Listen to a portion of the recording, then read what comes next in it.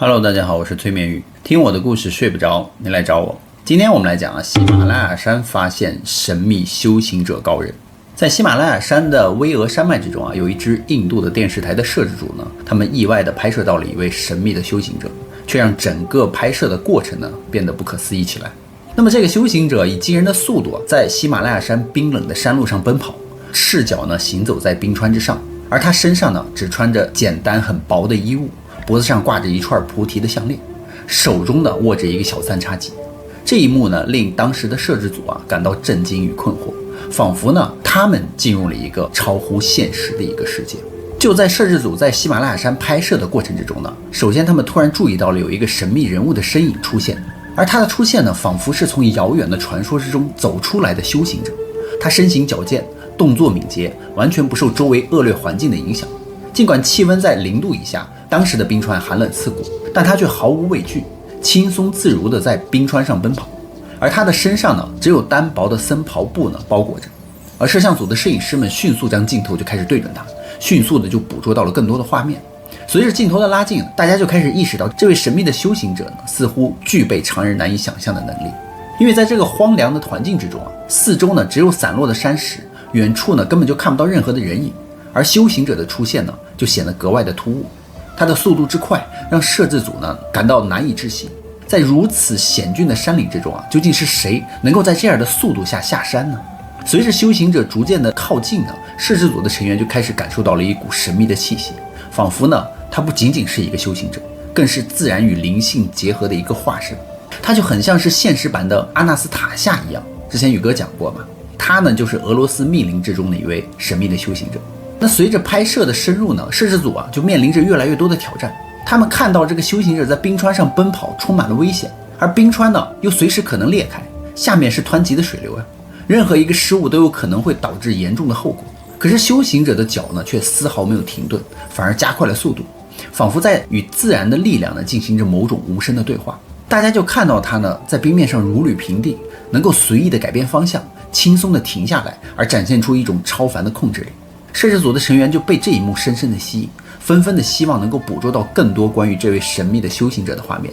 而事情的发展却出乎他们的意料。就在他们准备拍摄的时候摄影机突然出现了故障，无法正常工作，而摄制组就感到无比沮丧。于是他们就试着喊这个修行者，希望他能够停下来回应他们。但当他们赶到他最后出现的地方的时候却发现这个修行者已经无影无踪了。而这个神秘的修行者究竟是谁呢？他又来自哪里呢？他又去向何方呢？这些问题就在这个摄制组的脑海之中不断的徘徊，成为了一个无法解开的谜团。那为了揭开这位修行者的真相于是摄制组就决定向当地的人寻求帮助。他们到了一些村落里，就展示了拍摄到的视频，并询问是否有人见过这个人。而当地许多的村民就摇头表示说，他们从未见过这样的修行者。尽管在这一带有许多的修行者在修行，但他们对视频中的这位修行者毫无印象。村民们就解释到说这些修行者通常都选择非常偏僻险峻的地方专心修行，不喜欢被打扰，更不喜欢被摄制组拍摄。而这一切就让这个摄制组感到更加的困惑了。难道这个神秘的修行者真的是一位隐世的高人吗？还是他只是一个偶然出现的幻影呢？那么在接下来的几个月里摄制组就不断的开始寻找线索，试图找到更多关于这位修行者的信息，但是最终都以失败告终。他们的调查不仅没有得到任何的实质性的结果，反而让他们对这个修行者的生活和信仰而产生了更深的思考。就在大家以为再也找不到这位修行者的时候突然之间摄制组在另一个山峰上很远处发现了他。于是摄制组赶紧追了上去他们就发现这个修行者在蜿蜒的喜马拉雅山上赤脚轻松地行走着，而记者艰难地跟随在他的身后。修行者身上是穿着宽松的袍子，赤着上身，脚下没有任何的鞋子，却可以轻松地行走在这种崎岖不平的山路上。他总是能够找到一条能够攀爬的路线，即使是在最陡峭的山路上他也能够轻松地应对。他时而用双手攀爬岩石，时而依靠身体的平衡和柔韧度跨越无法通过的地形。而他的行走更像是一只山羊一样灵活自如。记者就跟着修行者走了一段时间但是很快的就发现他们之间是有很大差距的。修行者总是能够找到一些高地或者隐蔽的洞穴去打坐冥想，而上去的路又特别的不好走，有些地方记者再怎么努力根本就上不去。修行者就在这个冥想之中似乎能够感受到周围的一切，他就沉浸在自己内心的世界之中，与自然呢融为一体。记者不禁的就感叹到说，修行者的身心素质之高，而他的行走技巧的灵活呢，让人惊叹不已。那在修行者的指引之下呢，记者也开始慢慢的领悟到了一些自然的力量。尽管呢跟修行者比还有很长的路要走。在走了很久的路之后，到了傍晚时分，修行者就来到了一个水池边。而修行者在水池边就点燃了一堆火堆后，拿着一根木棍，从容的就走到了这个水里，将自己完全的浸泡在这个水中。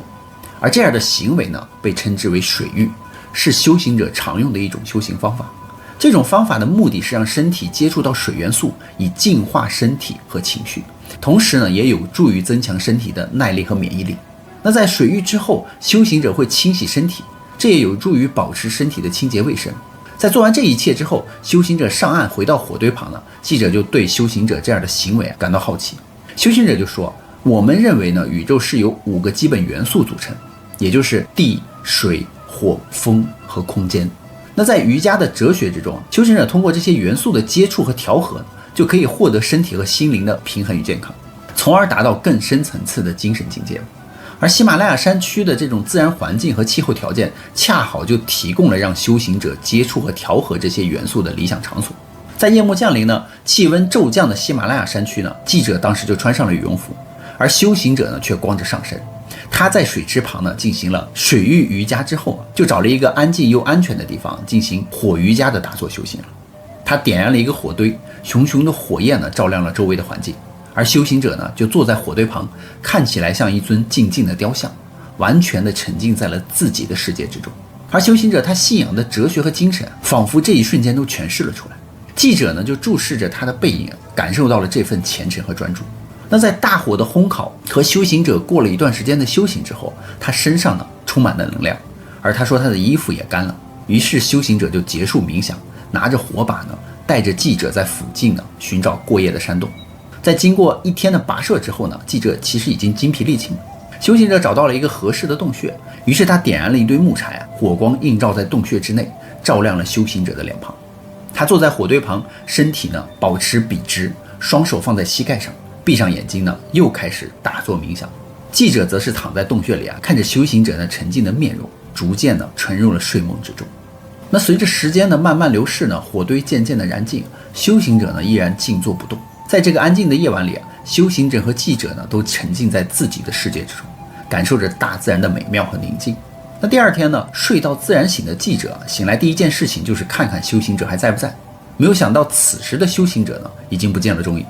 那记者不禁的慌了神不停的呼喊着这个修行者。他可不想这次探秘之行就这样中断了。于是他赶紧起身开始寻找修行者，像最初来到喜马拉雅山寻找修行者那样，希望能够再次遇到他。但是他走了很多地方呢，都没有看到这个修行者的身影。那到最后，这个记者到底还能不能再次遇到这位修行者呢？在经过漫长的寻找之后记者终于在一棵大树之上找到了这位修行者。而修行者呢，正端坐在30米高的大树的树冠上进行着深入的冥想。当时的记者就非常惊讶，立即就使用航拍工具呢飞上去进行拍摄。当镜头飞转到这个树冠上方的时候，只见这位修行者呢，居然是坐在了树冠的中心，以莲花打坐的姿势呢，双手交叠放于腹部之前，闭着眼睛，安详地进行着深度的冥想。光是这样的高度单我一眼望过去呢，就让人望而生畏了，更何况闭着眼睛打坐。但是这位修行者仿佛与这个世界呢，当时融为了一体，完全没有被外界的任何因素所干扰。在这个场景之中呢，大树是非常显著的元素之一。而这里的树呢，很多都是30米多高，生长在喜马拉雅山脉的丛林之中，树干粗壮，树冠茂密，叶子呢绿意盎然，似乎在阳光下呢散发出一种神秘的生命力。那大树的树冠非常宽广，为修行者就提供了一个平稳的平台，让他可以安心的打坐冥想，而不必担心失去平衡。那修行者呢，就坐在这个树冠的中心显得与大树呢完美的融为一体。在大树的周围就可以看到茂密的丛林，构成了一个自然的屏障。这种环境呢，仿佛就充满了静谧与神秘感，仿佛处于一个与世隔绝的世界之中。记者当时非常惊叹这位修行者的修行，他不知道这个修行者是如何做到在这样的高度进行冥想的，但他清楚地感受到了这位修行者身上的那股神秘的气息和修行的功力。不知道过了多久呢，打坐冥想好了之后修行者就从树上下来，我们就看到他非常熟练地抓着树干，不紧不慢地一下下就爬下来了，就很像是攀爬木桩一样的简单。他的动作敏捷，显然他平时呢也经常这么做嘛，所以非常的习惯，丝毫没有紧张的感觉。那从树上下来的修行者呢，就带领着记者继续徒步，找到了一块接近半山腰的空地。他坐在地上呢，就开始进行脑力法练习。在清晨的阳光下呢，修行者就展示了各种高难度的瑜伽动作，而调整着自己的身体器官和节奏，时而将腹部清空，时而将脚呢架于肩膀之上。他的身体姿势呢还格外的优美，成为阳光下最美的一道风景线。那在修行者的邀请之下呢，记者也开始简单的调息运气。在完成一些高难度动作之后呢，修行者就示意这个记者脱掉羽绒服和鞋子。于是两个人就这样坐在地上，而修行者就示意记者呢如何通过呼吸来控制身体的能量。那很快呢，记者就会感觉到自己浑身发热，脚底呢一阵阵的暖流袭来，他就不再感到寒冷了。而这种瑜伽的练习方式呢，就有助于平衡身体和心灵，而使人呢感觉更加的放松和舒适。这样的能力只是修行者最简单的一个入门而已。其实真正的修行者是可以自由地控制自己身体所需要的部分的，比如说肌肉、器官，甚至血液的流动。紧接着呢，这个修行者就带着记者开始攀爬一面陡峭的90度悬崖。尽管这对于修行者来说可能是家常便饭，但是对于普通人来说呢，这是一项极具挑战性的任务。那最终呢，修行者是到达了悬崖顶部的一棵大树下呢，开始打坐，而记者呢则是停下了脚步，他被困住，无法再向上攀爬。于是他急忙喊修行者回来帮忙。尽管修行者能够轻松地回到记者身边，但这次经历呢，让记者就意识到修行者的能力是需要经过长期的积累与努力的，并不是想当然随便就可以做到的。那看着修行者攀爬悬崖呢，我们可能会觉得这是一件容易的事情，但有了记者的对比我们才能够更好地认识到这项技能真正的难度和复杂性。于是呢，这个记者全程就负责跟随这位修行者，他的任务十分艰难，他要记录下修行者的每一个动作感受，他需要跟着修行者的步伐。尽管他备受考验，但他仍然坚定地跟随着他，因为他知道这是一次不可多得的经历能够见证一位修行者如何在恶劣的环境之中保持内心的平静和力量，是三生有幸的。于是他看到了修行者的内心强大力量和专注力，也感受到了大自然和神秘的魅力。只是当他爬上这个悬崖的时候呢，这个修行者已经走得不见踪影了，仿佛呢这个修行者可以日行千里，瞬间移动一样。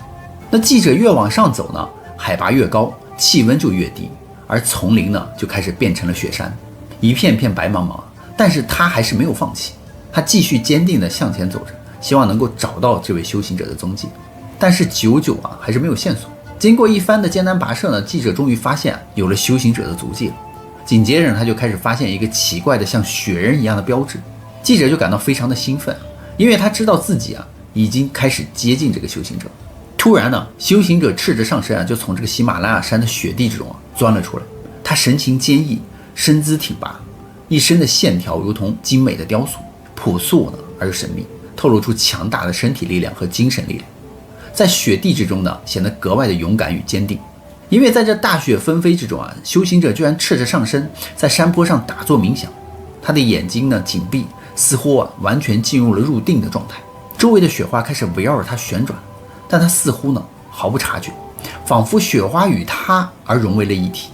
尽管周围的环境恶劣，但他仿佛已经超脱了寒冷，进入了一种安宁祥和的境界。他的呼吸平稳深沉，身体散发着温暖的气息，在为周围的万物带来生命力，仿佛在寒冷的环境之中呢得到了更深刻的洞悉。那这位修行者不仅掌握了身体的控制，更融入了心灵的修行，以内在的力量呢控制着外在的环境。透过周围的白雪皑皑呢，我们似乎能够看到修行者的内心的深处是一片平静的，不禁的让人感叹和敬佩。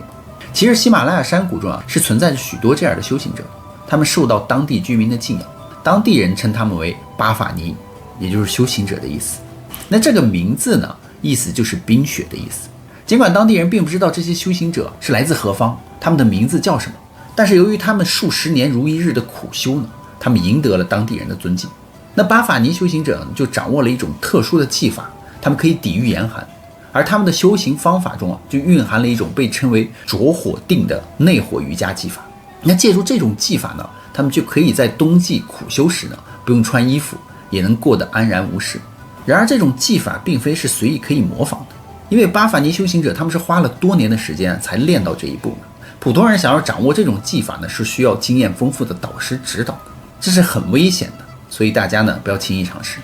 那修行者的存在呢，仿佛不仅仅是为了追求个人灵性的升华，他们更是对自然、对生命的一种深刻的理解与尊重。修行者的身影啊，仿佛在提醒人们，生活在繁华都市中的我们呢，是否已经忘记了与自然的联系呢？是否还记得内心深处的宁静和和谐呢？在喜马拉雅山的深处啊，许多的修行者都选择孤身一人，隐居在山洞之中，过着与世隔绝的生活。他们在极端的环境之中锻炼自己的身体与心灵，追求一种超越世俗的境界。像这样生活的方式，对于我们现代人来说，或许是难以想象的，但却是这些修行者所追求的真实与自由。面对纷繁复杂的社会啊，我们需要学会倾听内心的声音，找到属于自己的修行之路。无论是通过冥想、瑜伽，还是简单的自然散步，重要的是呢，让自己与自然重新建立联系，找到那份久违的和平与安宁。让我们向喜马拉雅山上的修行者们致敬。那么好了，故事呢，宇哥也就讲完了。别忘了订阅关注宇哥的频道，看后续更多精彩内容。